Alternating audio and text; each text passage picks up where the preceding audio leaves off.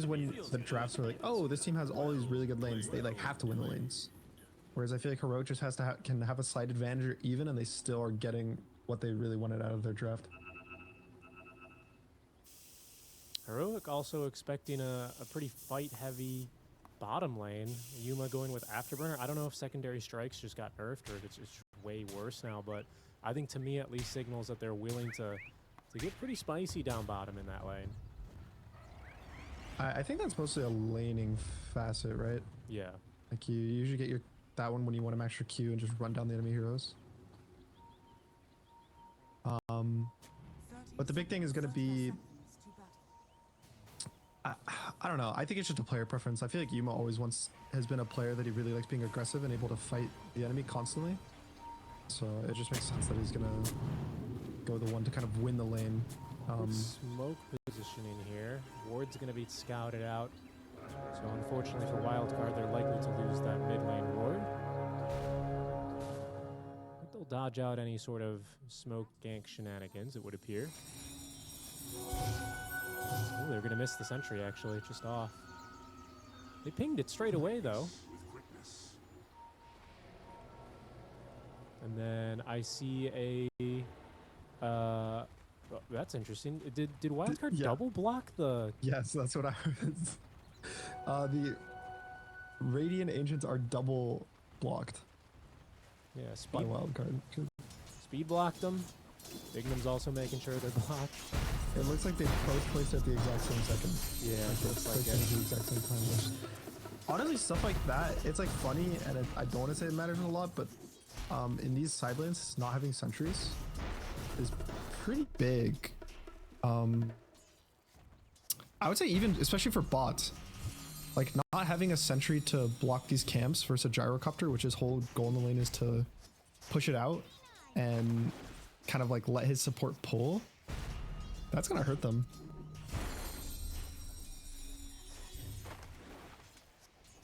And then here we have the mid lane, which again, yes, it is a counter pick matchup for the Shaker, but I don't know, Puck is kind of a broken hero. Every time I see the like health and mana that Puck gets because of the innate ability, like when you disjoin a spell, I get kind of annoyed.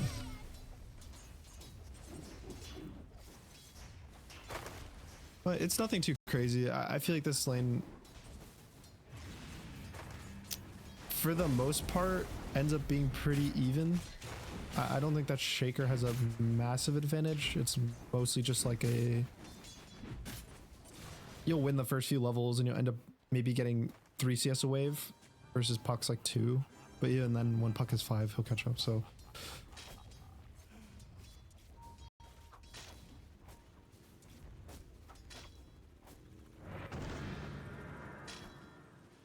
and then bot lane, again, this is the most 50-50 lane out of all 3 lanes.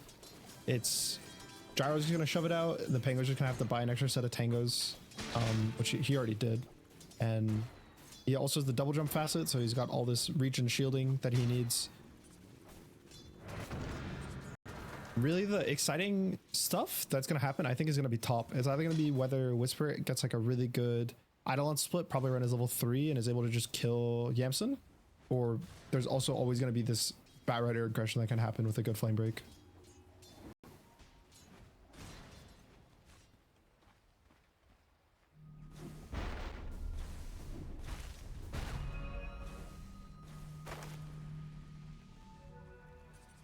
But again, the other scary thing is that the Batrider has Firefly, so you can go over the touch shard. So it's like it's kind of like a dance up here where both sides have very high damage and a way to kill, but it's always going to be based on whether or not the other guys like kind of go up and give you this fight. A bot though, first one. He has a Lotus. All right, he makes it out. It was a really good read. It was actually really cool by both. So he saw which cog pushed him back, so then he stood in between the two, so he couldn't go through that same path.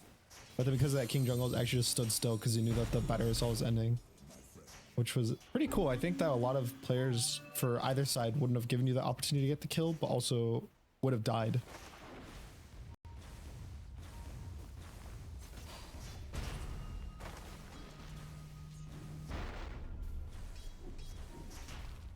I think it's pretty fine though that this game is a bit slow. I would be surprised, or wouldn't be surprised that there's no really kills probably until maybe the 6-minute mark. I think the 6 runes where there's gonna be something mid, either Puck will coil the Shaker with a bunch of heroes coming mid, or there's gonna be a big fight around one of the power runes, and then there's gonna be an Echo Slam. But besides that, both carries are really solid heroes that don't really die and don't really lose these lanes, and both offlanes are relatively strong in the way that they should also not lose their lanes. So this is probably be a bit boring of a game for the first 5 or 6 minutes, and it's a lot about who's able to kind of get more to the lanes. And so far that's been Abba, or not Abba, sorry, it's been Heroic.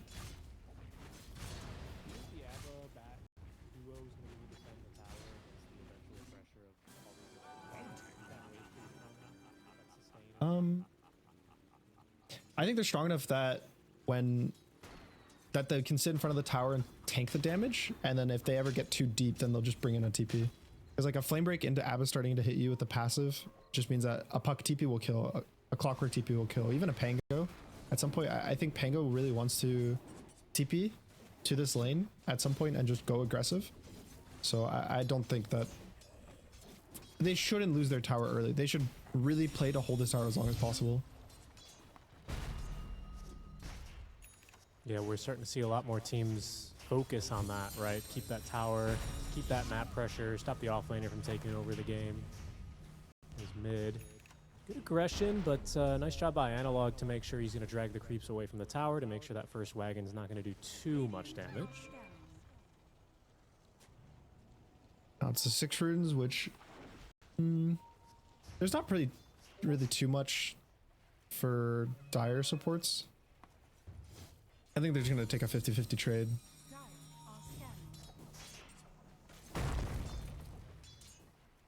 Which Analog's going to be happy about. Yep, little regen rune in the bottle for him. He'll get his level 6 up fairly quickly, not too far behind RCY. 26 and 10, so good deny lead, but just a little bit behind here as far as CS goes, nothing too crazy. Other lanes shaking down slightly favorably, I would say, for Heroic, but nothing so dramatic, I think. Yeah, it's probably like a 500 gold lead at max right now. Let's see, it's currently 700 gold, just about, which in the grand scheme of things is not anything to be freaked out about. Which again, I think Heroic did pick stronger lanes than Wildcard, so this is kind of going just how it was meant to be. And there's gonna be some pressure by Yuma, so he's gonna gate top to try to kick out Yamson, but good read by him, kind of makes it out. And maybe they don't actually have the ability to defend this tower with 4 heroes up here. Yeah, with the gyro and now the Eidolon setting to work, I think it's going to be a little bit of a tall ask for anyone to try and defend, especially with something like the Tusk standing behind ready to snowball in. Can they make any aggressive moves anywhere else on the map? Yes, speed. Trying to make a move there for the enemy Wisdom Shrine. King Jungle's in a position to intercept him, however. I think he gets it. Oh yeah, nice flame break. Good TP too. Very well done. So it's double Wizard Runes.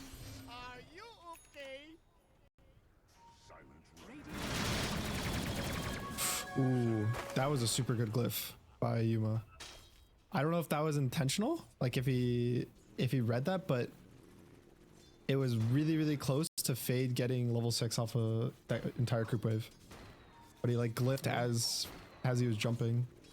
Just to make sure he didn't get 6 and maybe go in for a Rolling Thunder real fast.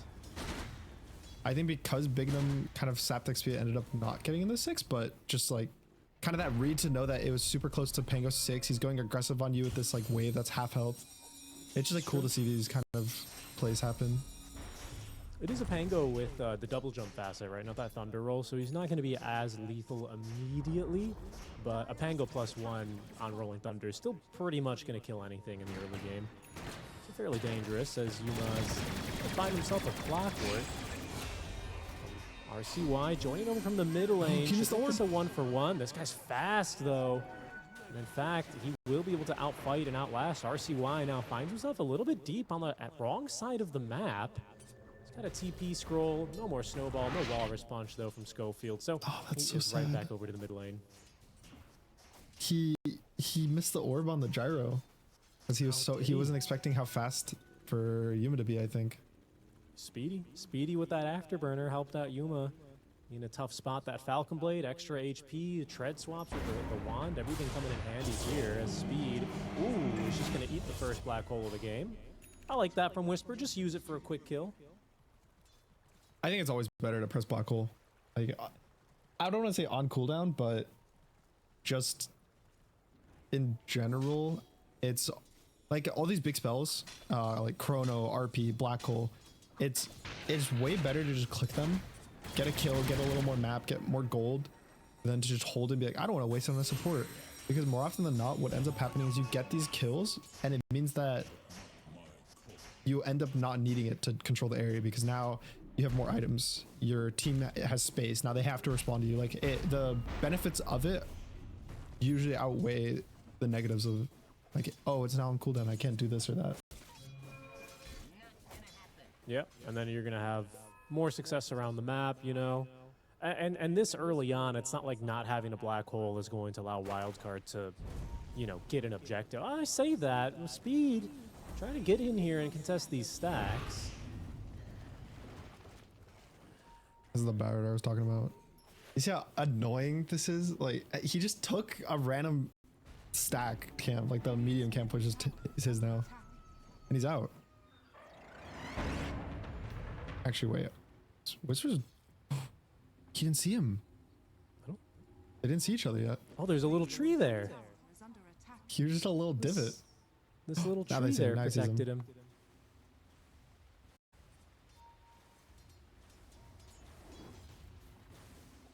So it's hard to hear behind the tree. You know, if that tree wasn't there, he would have easily at least heard him say, "What's up? It's your boy Speed." You don't think that like echoes throughout the... Like the ground shakes whenever Speed walks? Yeah. Well, that's why he's playing the flying hero. Oh, okay. So he has to only play flying heroes. Right, right. Otherwise, I think he's just simply too strong. That's not a big hero pool. So you're saying there's a chance we get puck support again? I mean, look, you never know, all right? Baboka, he is a pioneer of our time. He pioneered TB position 4. Don't sleep on that support puck. Yeah, it looked really good yesterday. I was a big fan. Gunner certified. He's got that stamp of approval. Certified fresh. I think certified in a different way. Certified 4 reports. 9 reports, hopefully. Echo slam the camp here. I think so, doesn't he? No. I would anyway, but he doesn't want to because he already has his blink. Is the thing. Usually when you would echo this would be 2, 3, 4 minutes ago before you get your blink. But if you already have it, it definitely does feel like a waste, especially when there's a power rune coming up at the 12-minute mark. Yeah, just keeping that for a potential fight. Into a siege mid lane.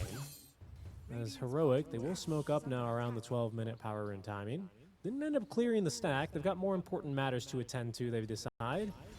As the Arcane Rune spawns in that top spawn, they're here to try and support the wagon, moving the Eidolons into tank for the wave. Coil and Schofield. In the meantime, yeah, they're going to be rotating through the jungle. Quick blink in there from Analog, and that'll secure the kill onto the bat.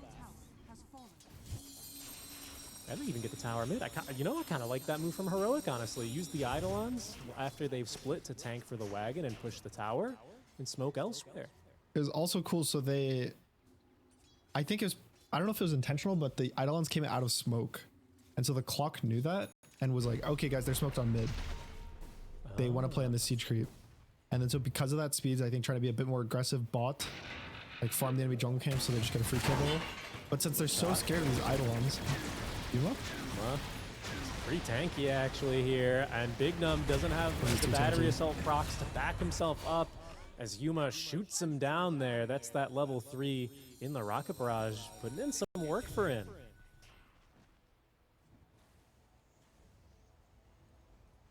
Definitely does not feel good. I think so. One thing I want to say is I feel like RCY has felt a bit like I don't think he's had the support that he's needed, or he hasn't been playing around his supports properly, because there was the time in the enemy jungle he coils and then he misses orb, and I don't know even know if the jar would have necessarily died, but like he basically, you swing and miss a coil, then he does a coil now again on Tusk, and then there's now this time where your clock goes in and Gyro again would have died.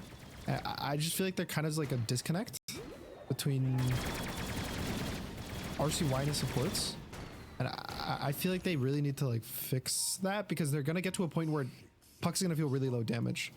Gyro's already getting to that point. He's about 1,700 HP. Shaker is a bit squishy, but again, he's not really gonna show. And even Whisper is getting pretty tanky. Like he's gonna get Blink or a BKB next.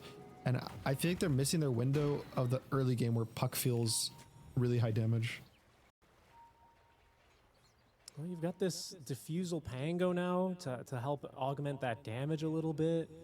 That might be something here for Faye to join these fights and do that extra bit that Puck maybe is going to start falling up. There's going to be a Blink Echo with a snowball from behind the tower. The CC is flawless from Heroic, as that'll make the Puck's game even more difficult there. I believe a second death now for RCY. 5 unanswered kills by Heroic just under 15 minutes into this game.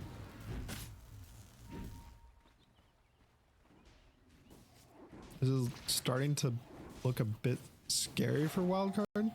They have the Dominator on Yamson now, so he has his ability to kind of pressure and take towers, but it's like, do you even want to walk into enemy towers at this point? Like, he doesn't want to take this offlane tower. I think that there's gonna always respawn. Even the safe lane tower is now being held by Whisper.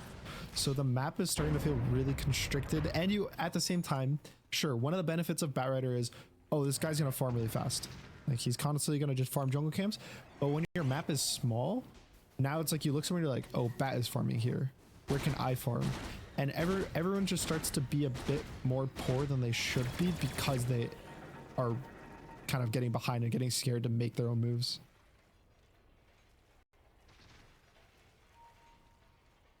Yeah, I mean, we've talked about how important it is to try and, you know, take those towers, open up the map so you can make moves. And the way that Heroic has been able to defend so far, a lot of moves to be made. Global Silence here in anticipation as they make the jump. Black Hole covered by the Global ensures the kill onto that Pangolier. That is a Blink Dagger then on this Enigma.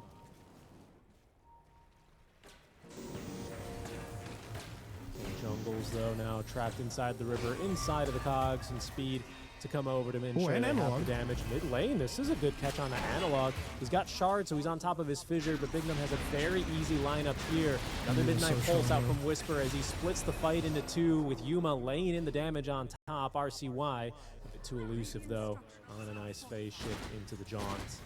He will live. And Yuma's just immediately top, huh? Just immediately TP's in, trying to make sure Yamsum can't take the tower too easily, but can't really stop the wagon there. That's still really big though for Wildcard. They basically got a 2-for-1. They killed the enemy mid. And it's like they only trade the clock. I think I was gonna say before that fight is something I've noticed in this game in particular, in comparison to a lot of the other games we watched, is I feel like they're not grouping as clean, if that makes sense. I think Heroic's doing a much better job at grouping than Wildcard is. A lot of the games I talk about, oh, look at this 5-man rotation. Like the carry's here, the mid is here, this offlane's here. Like at most, it's probably a support that wouldn't be there sometimes for a lot of the teams we watched. But for Wildcard, Yamson really hasn't made a presence in this game outside of holding the top area of the map. And also, RCY has not really connected to Fade. I think these like cores need to group up a bit more.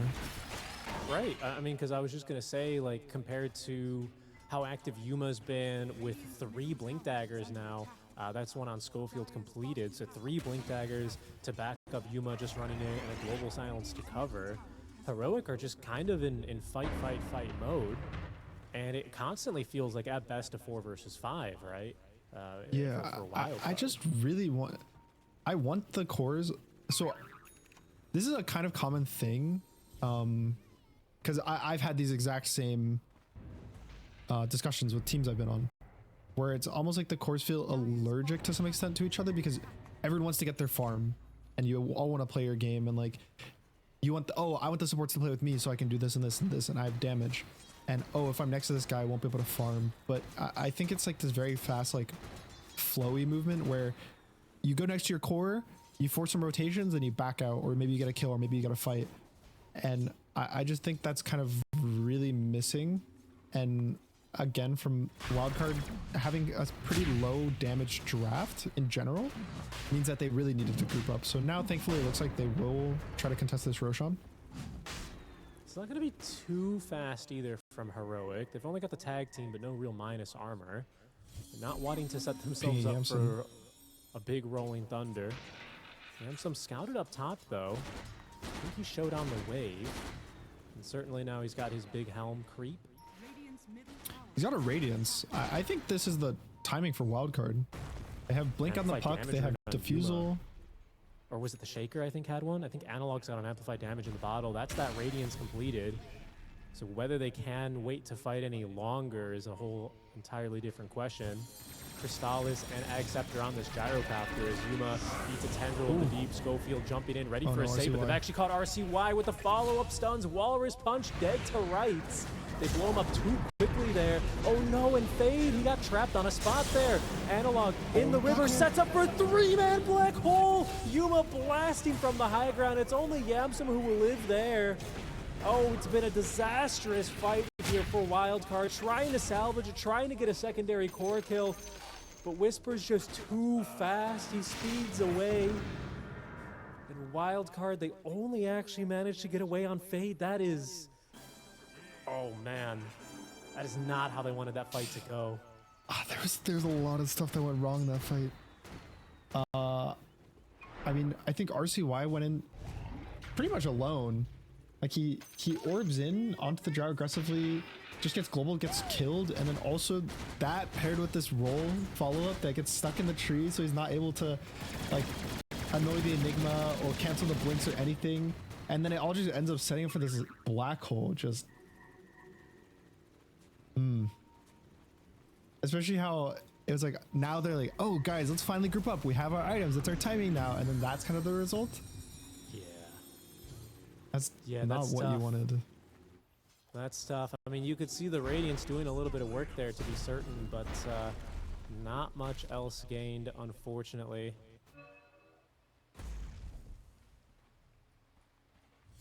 Now they, at least looks like they'll get the Tormentor.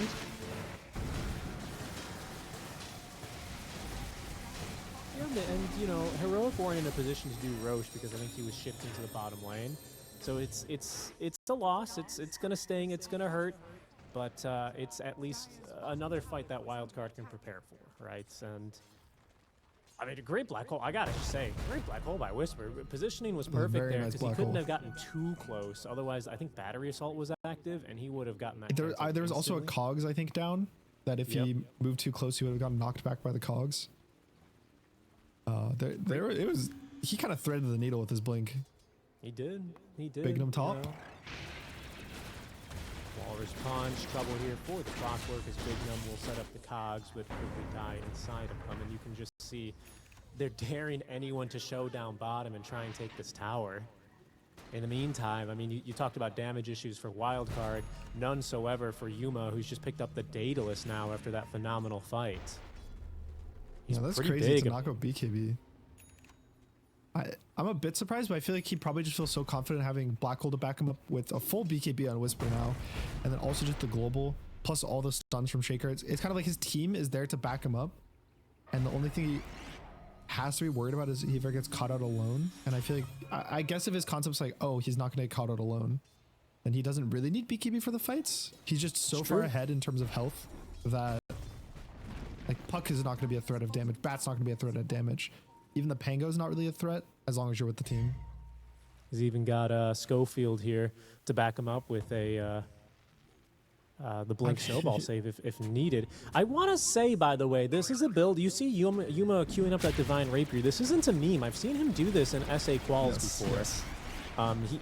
He's a fan. Yeah, I think it was Parker. He called it a Parker build. He's missing a Dragonlance though, from what the pubs we would watch with Parker playing Gyro. He's certainly doing a lot of damage as Yamsum. He's going to run the creep in to try and interrupt. Careful here. That Fissure's blocking. Is a bit awkward. He can't pick up Aegis, but he needs to try and kill Roshan. Echo Slam in the pit and a pause. Okay. A little bit of packet loss striking at a terrible time here. Gunner, a rare opportunity for you to give us insight on how the fight's about to play out. That's a pause. So, okay. Well, Analog took the Aegis. And he used Echo and he used Fissure, so he's kind of useless now for the next 5 or 6 seconds. Fade's kind of in a perfect position to get a good roll on the gyro. And again, Yuma didn't go BKB, which I think his whole idea of this next 5 minutes of the game was I'm going to have Aegis. I'm going to kill 2-3 heroes with my first life minimum. And then they won't even be able to stop me and we can just high ground. Right. But now he has no Aegis. He's trapped in the pit. I think... I want to draw your attention to Whisper over on the high ground. He's pretty well positioned here to counter initiate. He does have a black hole. He's got a black hole. He's got has to roll in with the ABBA, and then RCY needs to kind of sit out and not commit silence until the black hole. So let everyone else go in, poke with orbs, poke with maybe like get a coil on those 3 in the pit, but has to hold the silence. Well, actually, silence won't even work for Enigma. No, it's not. I think your best bet's probably just trying to silence the silencer, taking him down here. He's in a little bit of an awkward spot, but we'll see how bad this Fissure is going to end things up. Schofield on the side, killed easily as they immediately make the jump onto Fade. No chance. And this team fight already feels just about impossible. Yuma, tons of damage there, focusing onto RCY as Big Num throws his body in, trying to prevent his mid laner from going down to no avail. Yamsum, he's already popped the borrowed time. This time the Fissure much better from Analog as Yamsum will be the 4th to fall in this engagement. They get both supports over on Wildcard, but it just feels like the spells, they're still there. They're too strong. They do too much damage on Heroic. Yeah, I think they're just starting to get to that point where they're too far ahead. Like, the numbers are just too high. Too much HP, too much damage. I think he was able to see the whole situation, right? So knowing and seeing, okay, we have no global for the Pango. He's in a perfect position, but he's split. So then he just gets there. He blink BKB's black holes, gets the Pango out of the fight. Also, weird interaction for Puck. I don't know if you know how this works. Do you know how Last Word works with Puck phase shift? Does it proc on the come out of phase shift? Is it one of those spells that is secretly 2 spells? So if you full channel phase shift and you don't cancel it early, it won't actually, you won't get affected by it. Right. You won't take damage or anything. But if you end it early, then you'll get silenced and take damage. So actually what happened in that fight was RCY ended his phase shift early, so he got silenced in the middle of the enemy team. Schofields? No, he's okay. Yeah, so does that mean if you are a Faceless Void and you put time dilation on a Puck, if they phase shift, it's 1 stack, and then if they end phase shift early, it's a 2nd? Is it like the coddle thing? I think so. Because I don't think there's a cooldown on ending phase shift like that. I think it's more so that it's like you're not considered to be like casting the spell unless you end it early or something like that, because you're invulnerable. So it's like if you're invulnerable the whole duration, you like dodge the debuff or something. That's certainly an annoyance here. An Analog, ring around the rosy. There's no way. Oh, wait, there's a Watcher. The Watcher sees him. The Watcher sees him. Fissure into Walrus Punch. They're stacking the stuns here appropriately with the Snowball. They've got the damage. RCY punished. But a bit of space created. Not so bad. That's about enough time for Yamsum to get this Blade Mail online and half the money he needs for the Shard. But he's kind of balling on a budget here, I would have to say. His net worth, it's not bad. He's highest net worth on his team, but the Gyro eclipsing him a full item ahead, and that item for now is Satanic. Give him another 5 minutes, he'll be a Divine up. You think he will go to Divine? I think he's going to go the Divine. Echo Slam there. Analog picks up the kill onto Big Num. There's no mana. However, with Yamsum closing the cap, careful here, Whisper. He'll just let loose the black hole. Speed cannot get in there with the lasso, it would appear. Finally able to do so. Analog's going to go down, but that's only just the Aegis. He'll be in a bit of an awkward spot. Fade ready to go for round 2. Gets stunned from behind. Whisper alive for now, but Yuma, he's in the fray. He's taken down 2. He's looking for the 3rd. Yamsum's borrowed time, only giving him a few more seconds of life. as RCY respawning, TPing to the outpost, but his team's already dead here, Gunner. Nothing he can do to change the outcome of that.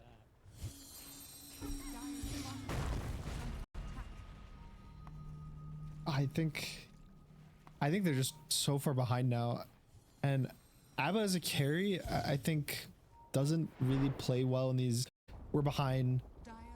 You know, maybe I'll get enough items to do enough damage, because he doesn't really do this like burst damage. He doesn't have a like steroid compared to a lot of other carries. And so now that you're just so far behind, you 7,000 gold. He's actually okay. It looks like Yuma's buying a. He's getting the divine. Oh no, and they're gonna catch RCY here again. Flawless lockdown. The triple blinks, man. It's the way to deal with this puck. He's buying it, right? He's no. I've bad news. No, he got the helm. He has purchased a helm for a nullifier. He's gotta sell that helm because he's got no iron will, bro. If you're not buying divine rapier, no iron will. You gotta go all in. Go Parker mode on them. He should disassemble his Daedalus to make a rapier. Dude, he might. You're right. He can chop shop that. You can chop shop that. When that first came out, I was trying to plan. I think it was Yuma was on my team. I think at that point. And I kept trying to tell him like all these different builds I was cooking for him of like disassembling stuff. Was he receptive? No. They never are. But I gave him like this whole build that you buy 3 different items, then you disassemble them, you create more new ones, and like you would only lose no gold because there was recipes.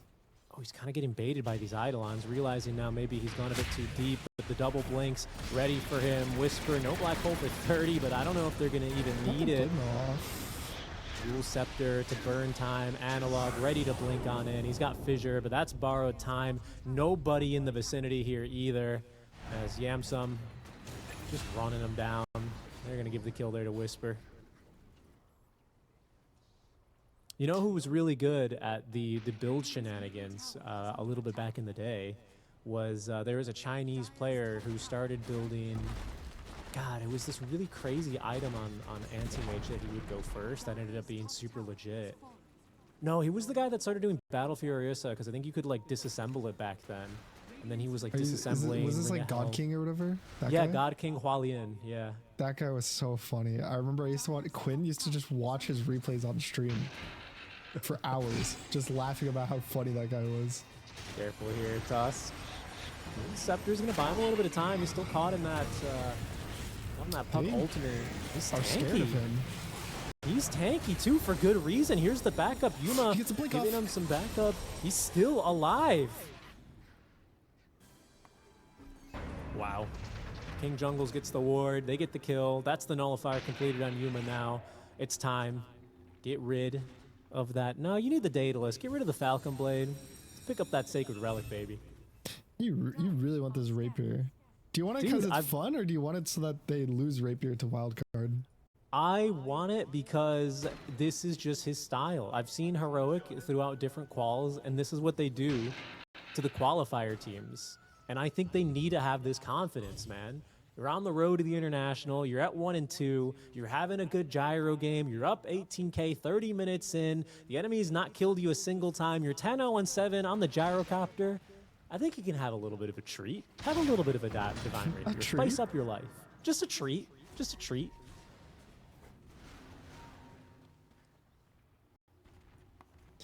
Listen, it's a South American team, Gunner. The only threat they have is if they're going to try and take Roshan up 20k. As long as they don't try and take Rosh, I don't think they're in any threat of losing this game.